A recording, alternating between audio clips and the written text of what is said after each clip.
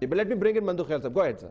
دیکھیں آپ کا سوال یہ ہے کہ ہم کس طرح انتظام کریں کہ لوگ ایک جگہ جمع ہوں اور بات کو آگے بڑھائیں. اس کے بارے میں ہمارے عرض یہ ہے کہ ہم نے یہ جو 18ویں ترمیم ہے، 20ویں ترمیم نہیں، 18ویں میں یہ فیصلہ ہم نے کیا، تمام پارٹیوں نے جو کمیٹی بنی تھی کانسٹیٹیوشن ریفارمز کمیٹی، انہوں نے فیصلہ کیا کہ ہم بات کریں گے مختلف جو مسائل ہیں، مثلا آئین کے، صدر کے اختیارات، وزیر اعظم کے اختیارات، صوبائی خود مختاری یا دیگر، یہ اس میں جن چیزوں پہ اتفاق ہو وہ ہم متفقہ فیصلہ کریں گے، اور جو اتفاق نہ ہو وہ متعلقہ پارٹی کا اپنا ڈائسنٹنگ نوٹ ہوگا. یہ فیصلہ ہوا. اور آپ کی پارٹی کا ڈائسنٹنگ نوٹ تھا، میں نے پڑھا بھی تھا.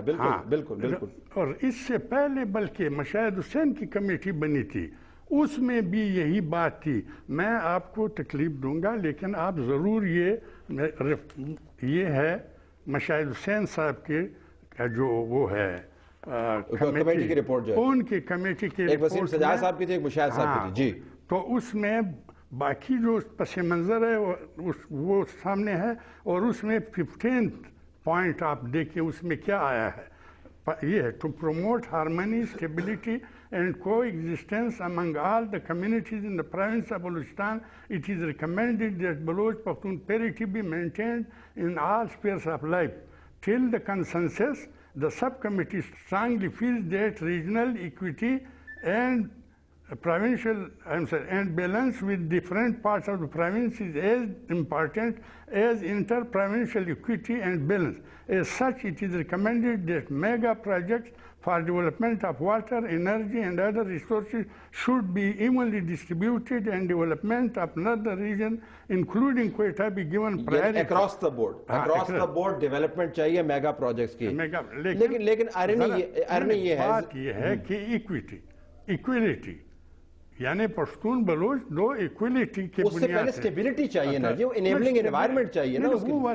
تو سٹیبلٹی کے لیے تو ایک بار کم از کم آپ اپنا ٹرینڈ تو بنا لیں کہ آپ نے ایکویلٹی دینی نہیں ہے.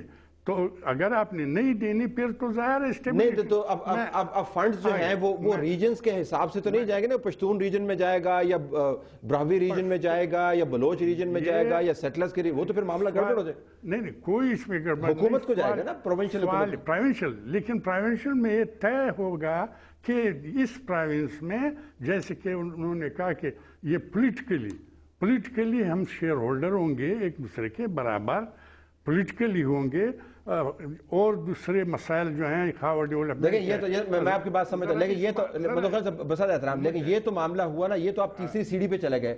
ہم تو کہہ رہے ہیں کہ دروازہ کھولنا ہے، ڈائیلاگ کا آغاز کرنا ہے. میں آپ کو ماضی کے کام کا بتا رہا ہوں کہ اس پہ کام ہوا لیکن اس پہ عمل نہیں ہو رہا.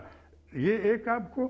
دوسرا میں آپ کو اپنے یہ جو 18th امینڈمنٹ ہے اس میں یہ ایشو جو آیا ہے وہ 11ویں ریکمنڈیشن جب انہوں نے دیے ہماری کمیٹی جی پڑھیے فرمائیے اس کے الفاظ ذرا آپ دیکھیں. 18ویں ترمیم جو کنسنسس سے پاس ہوئی جس کا بڑا چرچا رہا، جی پڑھیے 11واں پوائنٹ. 18ویں ترمیم کا یہ ہے 11واں جو ریکمنڈیشن ہے، ریکمنڈیشن یہ ہے ریکمنڈیشن نمبر 11 ڈیٹڈ 31 مارچ 2010. یہ آخری دن دستخط کے دن جو ہے یہ فائنل ہوا. اور ہے کیا پڑھیے گا ذرا ویور کے لیے. جی. To promote harmony, stability and good will between the Baloch Pakhtun and all the communities in the province of Balochistan, the committee recommended that equity be maintained in all spheres of life till the structural problems involved are resolved by mutual dialogue and consensus. It is further recommended that the federal government will keep in mind the traditions being followed in the appointment of constitutional offices in the province. روایت کو آپ نے بالکل. Number 2, that the provincial government will strictly follow and enforce the zonal employment scheme. Governor آپ کو پشتون چاہیے. نہیں governor سیدھی بات کریں نا, گورنر پشتون چاہیے نا. نہیں اس میں ہم شرماتے کیوں نہیں, ہمارا حق ہے. میں کب کہہ رہا ہوں آپ شرما رہے ہیں, میں تو کہہ رہا ہوں سیدھی بات بتا دیں.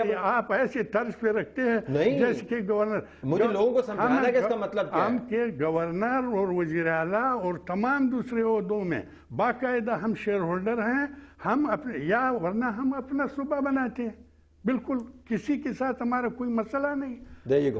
دیکھیں تو آخری ذرا یہ اس کا حصہ سن. that the provincial government will seek the following enforce the zonal employment scheme.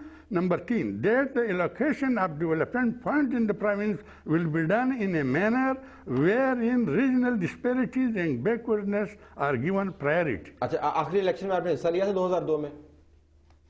आखिरी जो हमने आखिरी ये जो लास्ट जो हुआ उसमें तो आपने बायकॉट कर दिया ना, उससे पहले में पता कर लिया, वो मैं जाना था। आपको कितने वोट मिले थे? आपकी पार्टी कितनी सीटें? हमारे वोट के इतना मैं आपको बता दूं, जमात जो बेसिकली पश्तून इलाके हैं, नहीं आपकी पार्टी का नहीं मैं पार्टी का वोट बता रहा हूँ।